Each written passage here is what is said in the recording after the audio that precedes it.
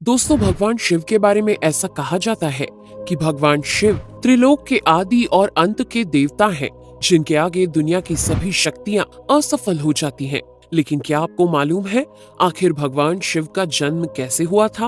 उनकी माता कौन थी और उनके पिता का क्या नाम था? उन्होंने किससे अपनी शिक्षा प्राप्त की थी और किस किस को शिक्षा का दान दिया था? अगर नहीं तो चलिए, क्योंकि इस वीडियो के माध्यम से हम आपके इन्हीं सभी सवालों का जवाब देने वाले हैं, इसलिए प्लीज इसे स्किप किए बिना एंड तक जरूर देखना। दोस्तों, आज सबसे पहले भगवान शिव के जन्म से जुड़ी पहली कहानी यानी शिव पुराण की एक लोकप्रिय कथा के बारे में बताने वाले हैं। शिव पुराण के अनुसार भगवान शिव को स्वयंभू माना जाता है, जिसका मतलब होता है कि भगवान शिव का जन्म स्वयं ही हुआ था। यानी कि इससे एक बात तो साफ हो जाती है कि ना ही भगवान शिव की कोई माता है और ना ही उनके कोई पिता हैं। इसी कारण से भगवान शिव पंच तत्वों से भी परे हैं, जिस कारण से इन्हें मृत्यु का भी कोई भय नहीं है और इनकी मृत्यु कभी नहीं हो सकती। पर अब बात करते हैं विष्णु पुराण में बताई गई भगवान शिव के जन्म से जुड़ी हुई एक और कहानी के बारे में।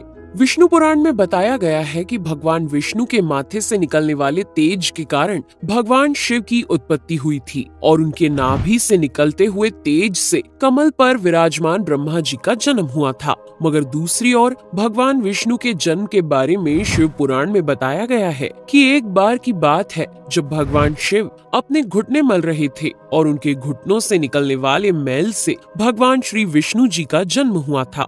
पर अगर ऐसा हुआ है तो विष्णु पुराण और शिव पुराण एक दूसरे से बिल्कुल अलग हैं। इस कथा के अलावा भगवान शिव के जन्म की एक और पौराणिक कथा काफी ज्यादा पॉपुलर है, जिसे शायद आपने बड़े बुजुर्गों से सुना होगा। पर अगर नहीं सुना तो आपकी जानकारी के लिए बता दें कि एक बार की बात है जब भगवान विष्णु और परम ब्रह्मा जी के बीच इस बात पर बहस छिड़ गई थी कि आखिर इस संसार में सबसे महान कौन है। और जब भगवान विष्णु और भगवान ब्रह्मा इस बात को लेकर बहस कर रहे थे तो एक जलते हुए खंबे के रूप में महादेव उनके बीच आए थे। दोस्तों, वो दोनों इस रहस्य को नहीं समझ पाए और तभी अचानक से एक आवाज आई जिसने कहा कि जो भी इस खंबे का छोर ढूंढ लेगा वही सबसे महान कहलाएगा। ऐसा सुनते ही ब्रह्मा जी ने एक पक्षी का रूप लिया और खंबे का ऊपरी हिस्सा ढूंढने निकल गए। वहीं विष्णु जी ने वराह का रूप धारण किया और खंबे का अंत ढूंढने निकल गए। बहुत देर तक खोजने के बाद भी दोनों में से किसी को भी खंबे का छोर नहीं मिला और दोनों हार मानकर वापस आ गए। जिसके बाद भगवान शिव अपने असली रूप में आए और फिर भगवान विष्णु और ब्रह्मा जी ने ये मान लिया कि महादेव ही सबसे महान और शक्तिशाली हैं। इनसे बड़ी शक्ति इस दुनिया में कोई नहीं है।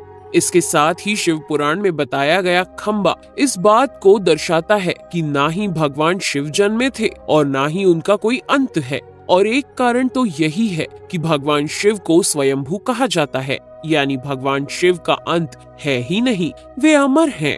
अब हम बात करते हैं भगवान शिव से जुड़े एक ऐसे विषय के बारे में जो सबसे ज्यादा प्रसिद्ध है कि क्या भगवान ब्रह्मा भगवान शिव के पिता हैं? जी हाँ, इनकी ये कहानी लोगों के बीच काफी प्रसिद्ध है। तो आपको बता दें कि आखिर किस प्रकार भगवान शिव ने ब्रह्मा पुत्र के रूप में जन्म लिया था। इसके पीछे विष्णु पुराण की एक पौराणिक कथा है, जिसके अनुसार जब धरती, आकाश, पाताल या कहें पूरा यूनिवर्स जलमग्न यानी पानी में डूबा हुआ था, तब भगवान विष्णु के अलावा कोई भी देव या प्राणी इस संसार में नहीं था। तब केवल विष्णु ही जल सतह पर अपने शेष नाग पर लेटे हुए नजर आ रहे थे। जिसके बाद उनकी नाभि से कमल की डंडी पर ब्रह्मा जी प्रकट हुए और जब भगवान ब्रह्मा और भगवान विष्णु इस यूनिवर्स से संबंधित बातें कर रहे थे तब भगवान शिव प्रकट हुए, जिसके बाद ब्रह्मा ने उन्हें पहचानने से इनकार कर दिया। इस कारण से भगवान शिव रूठ गए और उनके रूठ जाने के कारण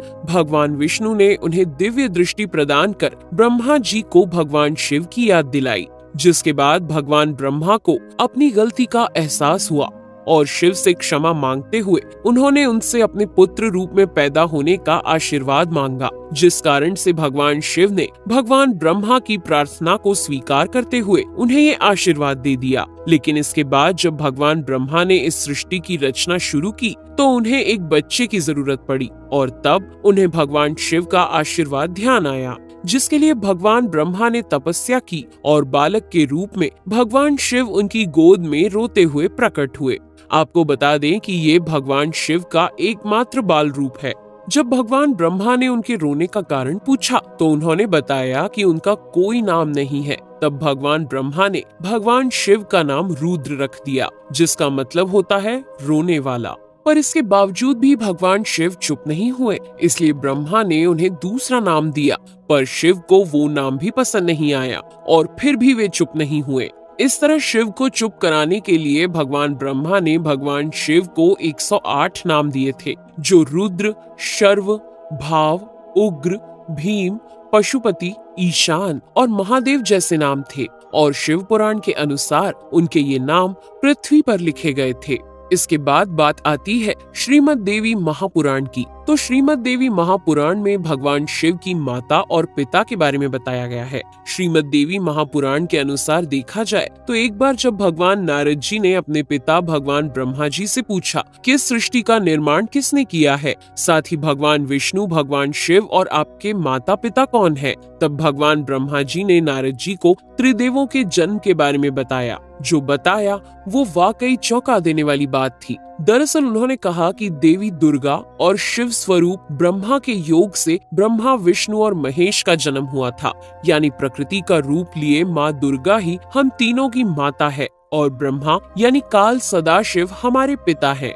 इसके साथ ही श्रीमद् देवी महापुराण में भी भगवान विष्णु और भगवान ब्रह्मा के बीच हुए झगड़े की एक कहानी मिलती है, जिसके अनुसार एक बार श्री ब्रह्मा जी और विष्णु जी में झगड़ा हुआ और दोनों में बहस छिड़ी हुई थी।